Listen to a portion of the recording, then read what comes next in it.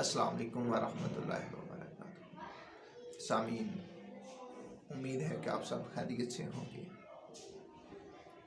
آج بندہ ناچیز علماء اہل سنت سے دست بدستہ ہاتھ جوڑ کر عرض گزار ہے کہ امت مسلمہ میں اور اہل سنت میں پہلے ہی بہت زیادہ تفریق ہو چکی ہے۔ آج کا سادہ مسلمان اور سادہ سنی وہ بھی پریشان ہے، میں جاؤں تو کدھر جاؤں۔ یہ الفاظ بڑے دکھ کے ساتھ کہنے پڑ رہے ہیں کہ کچھ چیزیں تھیں جن کو جاننے کے لیے چند دن قبل میں نے یوٹیوب پر علماء کرام کے بیانات سے مستفید ہونا چاہا، تو جو ہی علماء کرام کے بیانات کے لیے سرچ کیا تو آگے سے مختلف علماء کرام کے بیانات کاٹ کر جو لگا دیے گئے ہیں، جس میں ایک ایسی سرد جنگ شروع ہو چکی ہے جو بہت زیادہ خطرناک ہے۔ تنقید برائے تنقید کا سلسلہ چلتا جا رہا ہے، اور اب تو بات یہاں تک پہنچ چکی ہے کہ ہمارے اہل سنت و جماعت کے وہ تنظیمات، وہ ہمارے اکابرین جن پر ہمیں فخر تھا، 10 سے 15 منٹ کی گفتگو سننے کے بعد عام سادہ انسان بھی پریشان ہو جاتا ہے کہ شاید یہ حضرت صاحب بھی غلط ہیں۔ اب دوسروں کو سنیں گے تو فوراً ذہن چینج ہو جائے گا، یہ نعوذ باللہ انہوں نے کیا کر دیا ہوا ہے۔ تیسروں کو سنا، استغفر اللہ، ان دونوں نے کیا کر دیا ہوا ہے۔ یہ اس طرح کی بحثیں چھیڑ کر نہ جانے آپ اہل سنت کو کتنا زیادہ نقصان پہنچا رہے ہیں۔ دعوت اسلامی امیر اہل سنت، ان کے جوتوں کو بھی میرا سلام۔ آپ دیکھیں یوٹیوب پر نہ جانے کتنے اہل سنت لکھنے والے، بریلوی لکھنے والے ان کے خلاف بول رہے ہیں، اور جتنا اس مرد مجاہد نے، حضرت صاحب نے اس دنیا میں، پاکستان میں بھی نہیں پوری دنیا میں جتنا کام کیا ہے، اہل سنت کو اور سنتوں کا جتنا پرچار انہوں نے کیا ہے، کوئی ہے تو سامنے آئے۔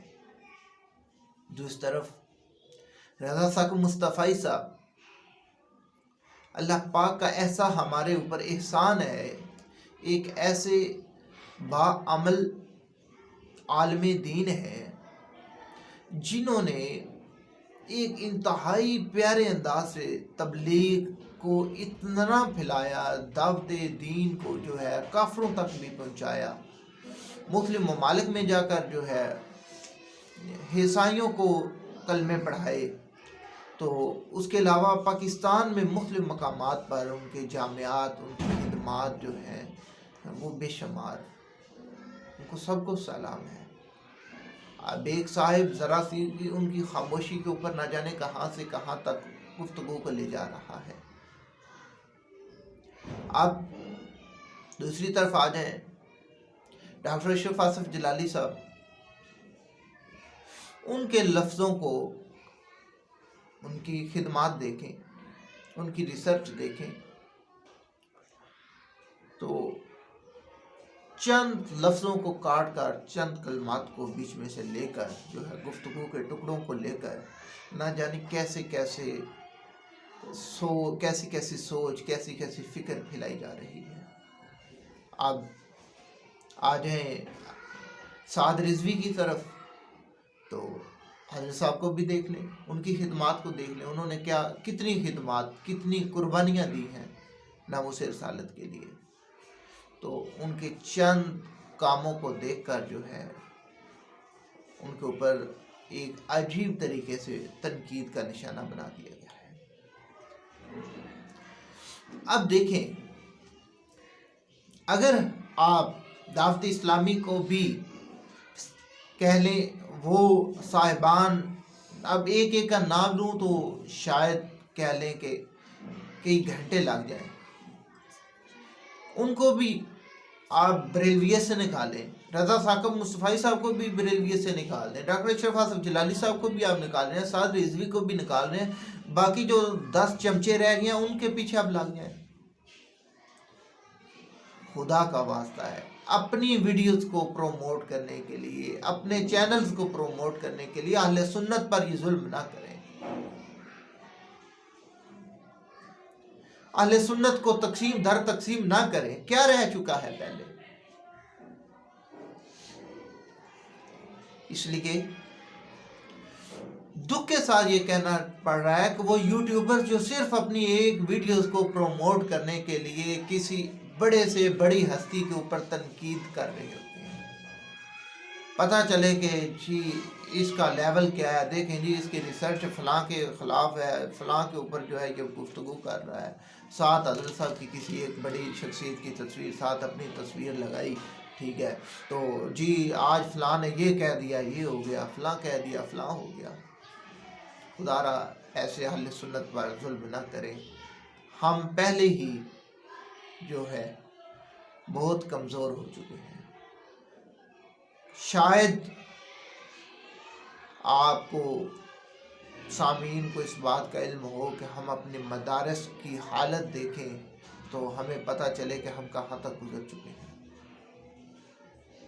ہمارے جامعات آج پہلے ہی خالی ہو چکے ہیں، اور آپ اس بات کو بھی جانتے ہیں کہ پاکستان میں اب سیکولر طبقہ کس طریقے سے پھیل رہا ہے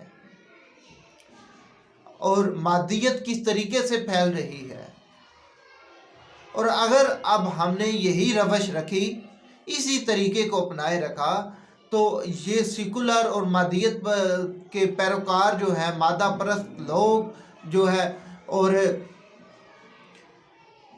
اور مسلمانوں کا گلا گھونٹیں گے۔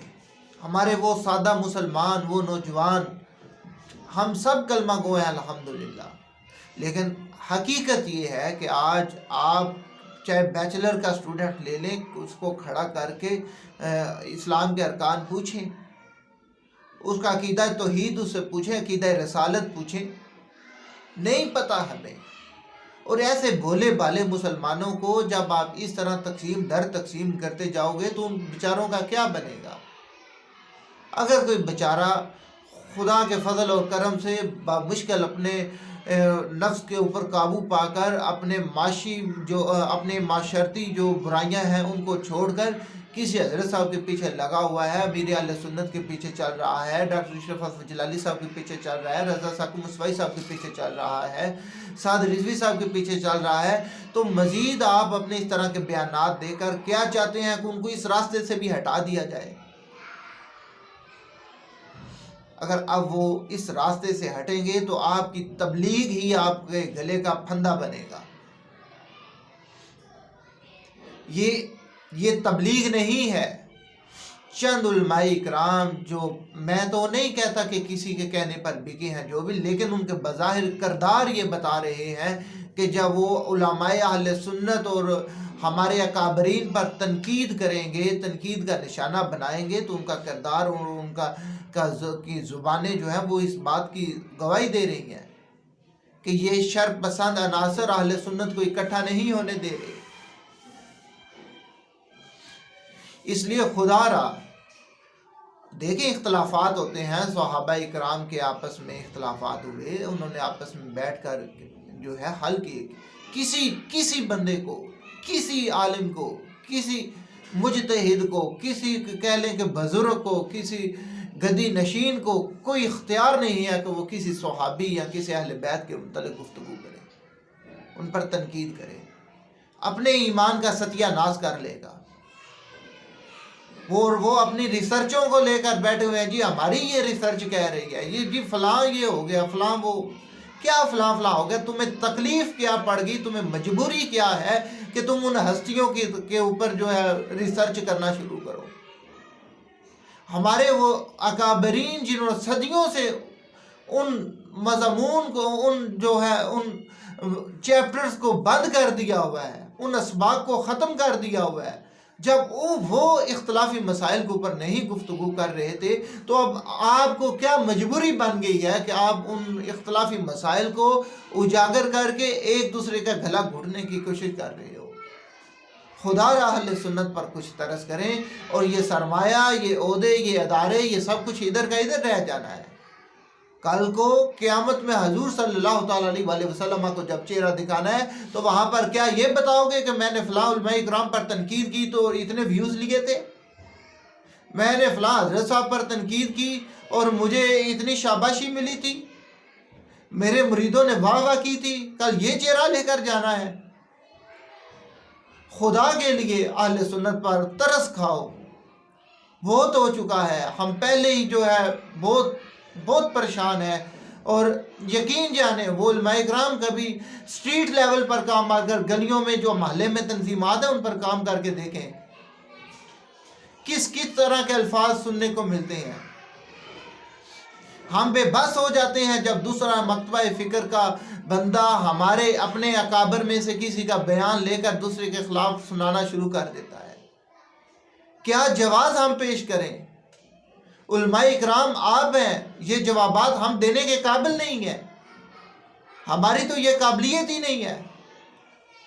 لیکن جنہوں نے دوسروں کو جواب دینے تھے، بجائے اس کے وہ دوسرے مکتبہ فکر کو جوابات دیتے، وہ ہمارے لیے خود سوالات کھڑے کر رہے ہیں.